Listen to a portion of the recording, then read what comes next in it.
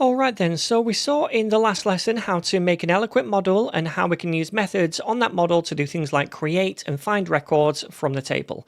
Now I want to populate the table with a bunch of Ninja records, about 50 in total, so that we've got a bit of data to play around with in the application.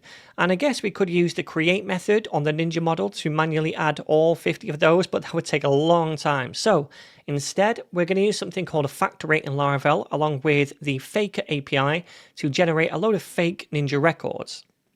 And remember, we told Artisan to generate a factory file for the Ninja model in the last lesson by using that flag and the F keyword, right? Or the F letter, should I say, not word. So we can see that the file is inside the database folder and then inside the factories folder. And it's this one right here called ninjafactory.php. And inside this file, we've got a class which extends the Laravel factory class. And inside this class, we've got a function called definition, which returns an array. And it's inside this array that we can pass in the keys and values for new Ninja records, which the factory will then use to generate those records. For example, every Ninja has a name, skill, and a bio that need to be filled when they're created. So we'd pass the name key in right here, and we'd assign it a value, for example, Mario. And we could also pass in the bio key, and we'd give it some random value like blah, blah, whatever, doesn't really matter. And we'd also pass in the skill key and give it a value like 75. So now when we use this factory to create, say, 50 Ninjas, it's going to look at this array right here and assign those values to each one of those new Ninja records. Now that means for each record, the column values for the name, skill, and bio, they're going to be identical because we've hard-coded those exact values for each one. So instead, we can use the Fake API built into Laravel to generate some random values for these different fields. To do this, we can get rid of the name, and instead we're going to use the fake function, which uses faker under the hood, and on that we can use a method called name to generate a random name. Alright, so for the skill, we can get rid of the number, and instead we'll use the fake function again, and this time on that we'll use a method called number between, and that takes in two arguments. The smallest number, which is going to be 0, and the highest number, which is going to be 100. And now this method's going to generate a random number between these limits for each new record. And finally, for the bio, we can use the fake function again, and this time we're going to use a method called real text, which generates some real text using real words.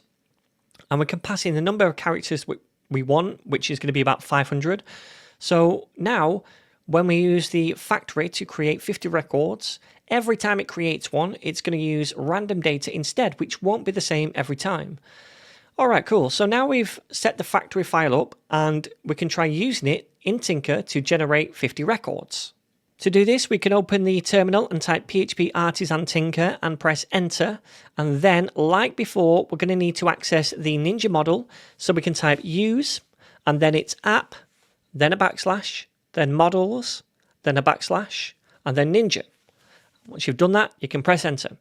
So the way we use a factory is not by referencing the factory class that we just fleshed out, but by referencing the model which we want to use the factory for. In our case, that's the Ninja model. So we can say Ninja with a capital N, and then we can use a class method on that called factory.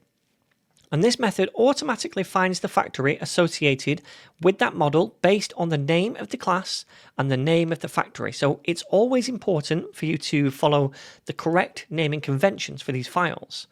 Anyway, from this factory method, we can access another method called count, in which we can specify the number of records that we want to create using the factory. So 50, for example. And then we can use a final method on this called create. Once you've done that, you can just press enter. So the factory will now create 50 Ninja records for us, all with those random values assigned to them. Alright then, so let's try opening up the database file and finding the Ninjas table and just refresh to catch those changes. Now when we take a look at that, you're going to see a whole bunch of Ninja records have been added to it, which we can now work with for the rest of the series. Awesome.